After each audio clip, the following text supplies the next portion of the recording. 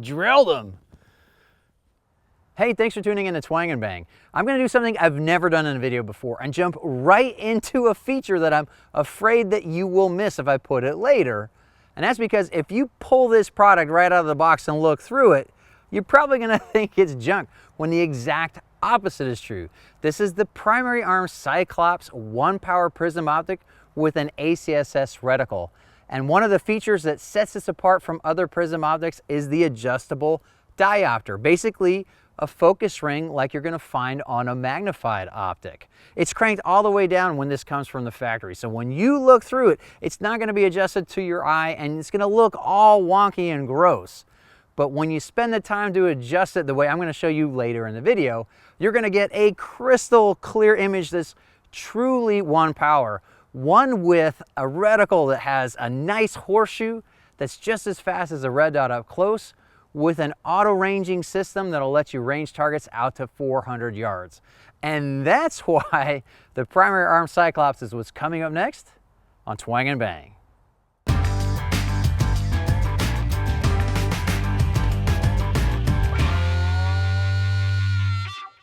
Many have called the primary arm Cyclops the poor man's mini-ACOG, and for good reason. Both are compact prism sights that have shown themselves to be able to withstand more abuse than either you or your rifle would likely survive. This particular Trijicon TA44 also has a primary arms ACSS reticle in it, which is partly why this is my favorite ACOG. In prism optics like these, the reticle is etched on glass instead of projected by some form of emitter. That means you will always have a reticle even if your illumination isn't working. And this reticle also means complex reticles are easier to pull off, which is why they both can have an ACSS reticle. Prism lenses straighten the light that enters them, meaning that shooters with astigmatism will see a crisp reticle at normal illumination levels in both of these optics. All that said, there are a few differences that might tilt your choice one way or another between the two. A biggie is the adjustable diopter on the Cyclops. It allows you to dial in the sharpness and effective magnification to get a true 1-power image. This makes shooting with both eyes open like looking through a window more so than looking through a tube. The TA44, however, is a 1.5-power optic. There's no way to adjust it to your eye, but because it's not trying to be a 1-power optic, it probably doesn't need it. You can still shoot this with both eyes open, however. Your brain will put the reticle on what your left eye sees in 1 power, and if you need a little more magnification, you just wink your left eye closed and the target will grow in size by 50%. There's no way to show that on video. But if you ever get a chance to try one of these mini-ACOGs, do it. That extra 50% of magnification is very useful when shooting at targets past 100 yards or so. The magnification does mean you'll get parallax with the TA44, but the adjustable diopter on the Cyclops means you can dial the parallax to 0 at whatever range you want. And the parallax everywhere else will still be pretty small. While both reticles offer illumination, the reticle in the TA44 is always illuminated and requires no batteries to do so. This fiber optic illuminates the reticle during the day and it's truly daytime bright. Tritium takes over in low light with enough illumination to aim, but not so much to blow out your vision. The fiber optic illumination is obviously permanent, but the tritium will fade over time. However, it's warranted for 12 years, and it will likely be a few years more than that before the illumination drops to a point where it doesn't really provide much help to you in the dark. The Cyclops uses a CR2032 lithium battery for illumination, which will provide about 3,000 hours of power at a medium setting. Even though brightness goes all the way to 11, I don't really consider it daytime bright. It can give the reticle a slight color change that will provide a little contrast when aiming at dark targets, but other than that, I haven't found a reason to have it on during the day. 3,000 hours of battery life means the Cyclops is not an always-on optic, which is why I also wish it had off positions in between each brightness setting to make turning it on at night a one-click affair, but that's really only a minor inconvenience. The reticle will bloom a bit in the TA44 in bright sunlight, and the Cyclops will bloom in low light if you have the illumination cranked up, but in neither case will the bloom cause the reticle to be unusable. It's just something you'll notice if you're looking for it under those conditions. The TA44 is obviously smaller and it weighs only 5.1 ounces, whereas the Cyclops weighs 9.7 ounces, but that's still pretty light by optic standards. Both sights have tethered turret caps, though the tether on the Cyclops can be a little tight, meaning that you sometimes have to hold it with one hand while you spin the turret with the other. They do tend to loosen up after use. The TA-44 turrets are finger adjustable with loud and palpable clicks. The Cyclops turrets require a tool of some sort. I just use the rim of a 5.56 case, so that's not really an issue because you'll always have ammo on hand when you need to adjust the turrets.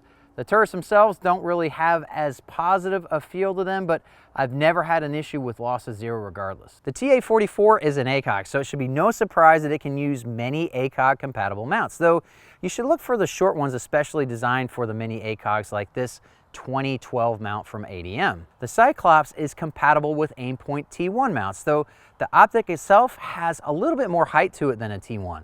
With the factory mount that you see here, you can get standard co-witness with iron sights on an AR. However, if you put the Cyclops on an aftermarket mount, your co-witness will be different than what the mount might be labeled as. Mount a Cyclops on an absolute co-witness T1 mount and you'll get something close to a lower 1/3 co-witness, but not quite. Mount it on a lower 1/3 co-witness T1 mount and your co-witness will be even lower than that. I'm leaving it on the factory mount for now because I don't run a fixed front sight and I prefer absolute co-witness. You just need to make sure you crank the nut down all the way to keep it from shooting loose, and this mount is actually just fine. ACOGs are notorious for having short eye relief, which is why you always see them slammed all the way to the back. The TA-44 is actually pretty decent by ACOG standards though, with an eye relief of 2.4 inches. The Cyclops, however, has an eye relief of 3.7 inches with a lot of usability around that point. That means you can mount this farther from your eye and still get a full image through the optic. And this can be really important if you want to mount this on a non-AR that doesn't have a rail extending all the way to the rear of the receiver, like you find on some AK mounts, for example. All Prism optics are super tough when built right, with ACOGs being the gold standard for durability. Everything I've seen suggests that Primary Arms' entire line of Prism optics are just as tough. Both companies offer lifetime warranties, though the Trigicon warranty is limited to the original owner with proof of purchase required, whereas the Primary Arms warranty specifically states that you don't have to be the first owner or even prove when or where you bought it. Primary Arms also specifically covers cease of function due to normal wear and tear, though I've never heard of anybody wearing out an ACOG, and if you did, I would suspect that Trigicon would take care of you. That said, Primary Arms does go a lot farther in what they promise in writing. Price is obviously a big difference between the two. The TA-44 retails for just under $900, whereas the Cyclops comes in at under $240. That said, I think the TA-44 is worth every penny to get the always-on, battery-free illumination and the crystal clear 1.5 power magnification in such a compact size. And the version with the ACSS reticle is a complete no-brainer. It's the only one I'd get at this point. However, I think it's clear that the Cyclops offers a whole lot of value that you just don't find in any other Prism sight anywhere near its price. A price that means you can buy 3 of these and have money left over for what you'd pay to get this. Adjusting the diopter to your eye is technically easy, but physically difficult, and I think that's a good thing. By that I mean the diopter ring is stiff. It is really tough to turn. You're not going to be able to just look at it and tweak it like that. But once you put it into position, it's pretty much permanent. I don't see any way you're going to be able to bump this out of place, and it's not something that you're going to have to constantly fiddle with in the field.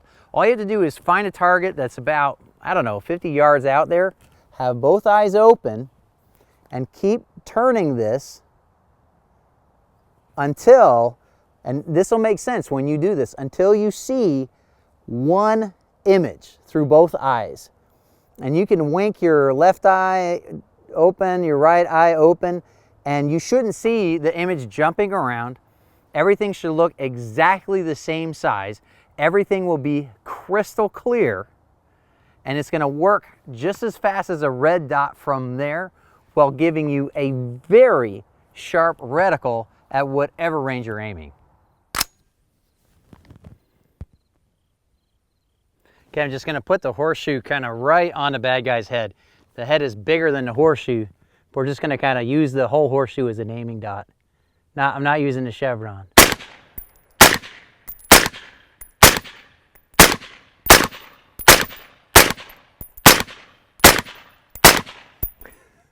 Getting a little gas in my eye.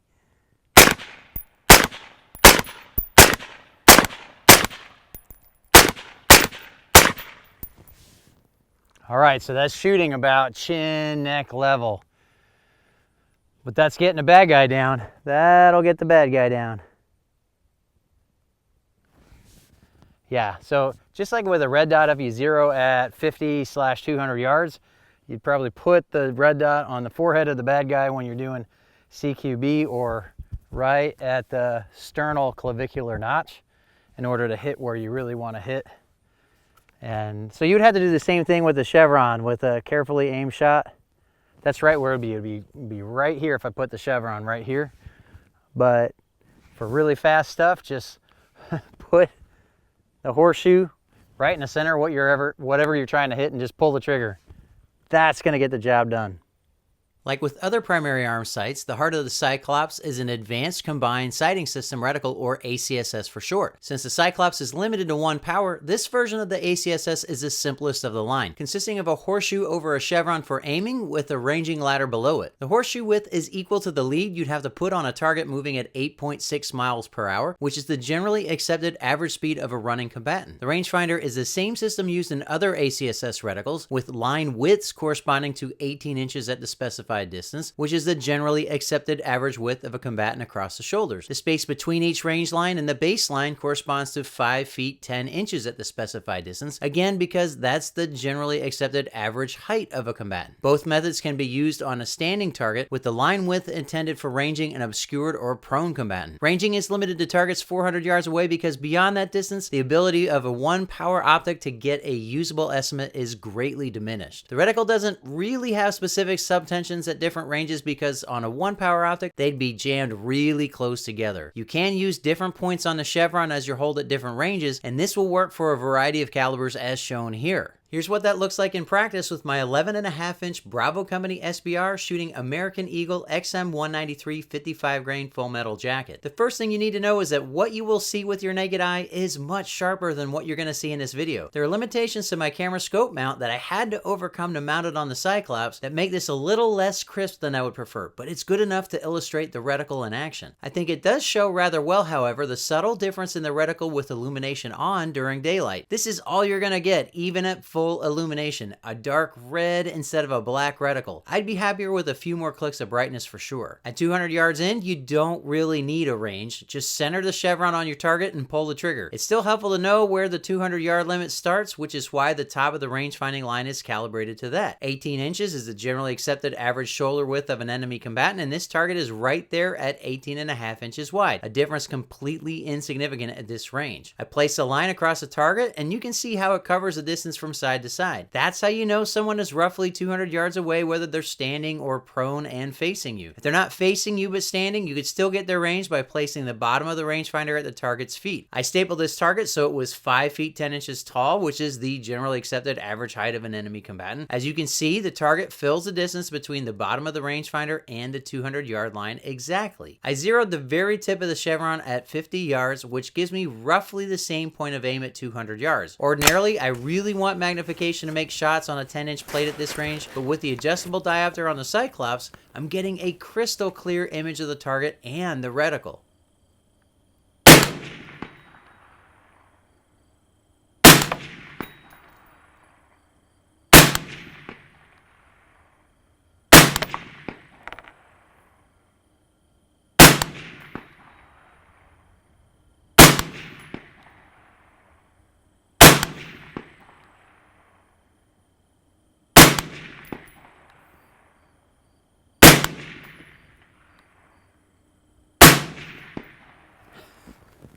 That ninth one I might have missed.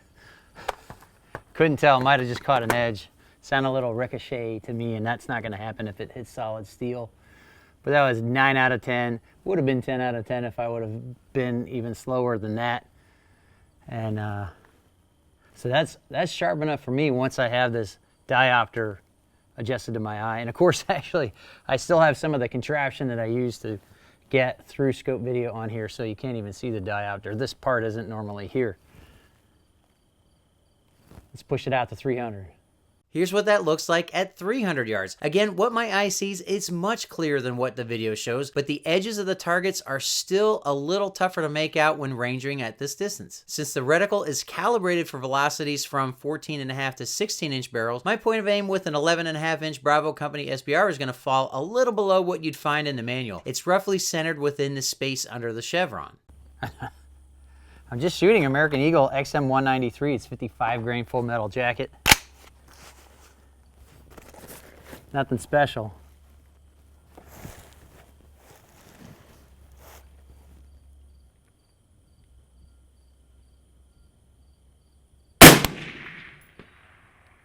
First shot. Nice. 3 for 3. That sounded like mud, I don't know.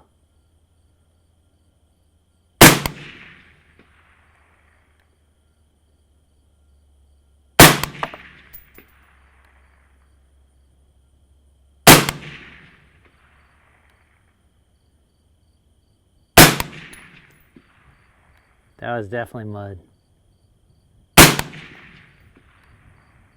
I've lost it. Well, the wind's picked up. Let me try a little left edge here. That's it.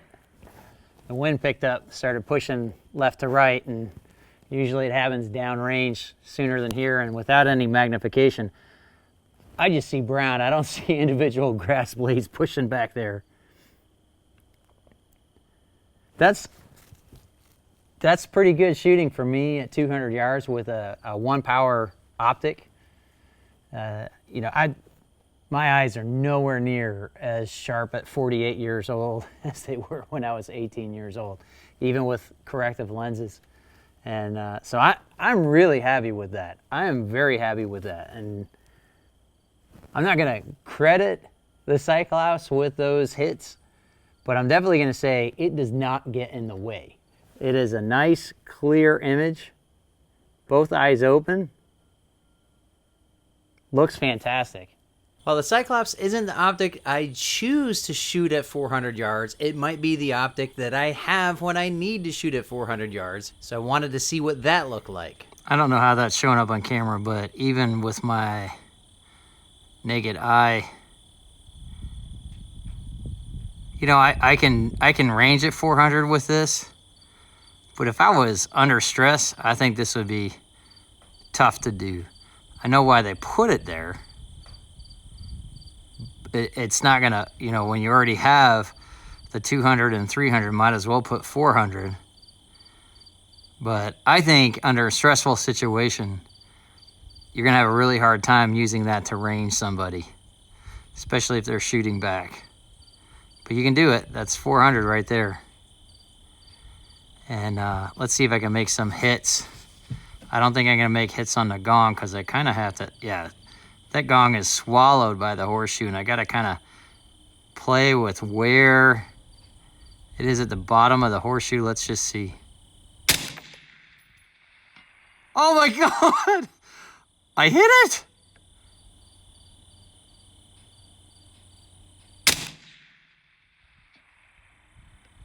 That might have been mud, hard to hear.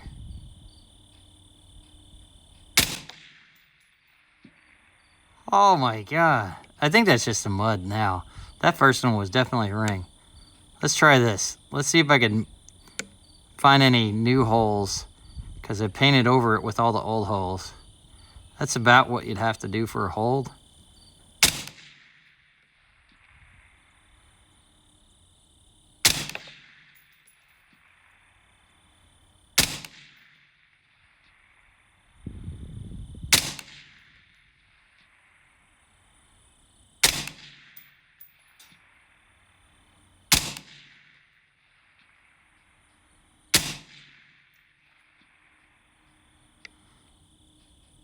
Okay, so I only hit that steel plate one time. I don't remember how many times I shot at that, but that's one hit. But that was the first hit, and it's almost dead center.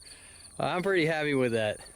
And then you can kind of see those fresh spots in the mud right there. Those are my misses. All right, and then on this guy, look at this. 1, 2, 3, 4. Those are definitely fresh. And I think that's it.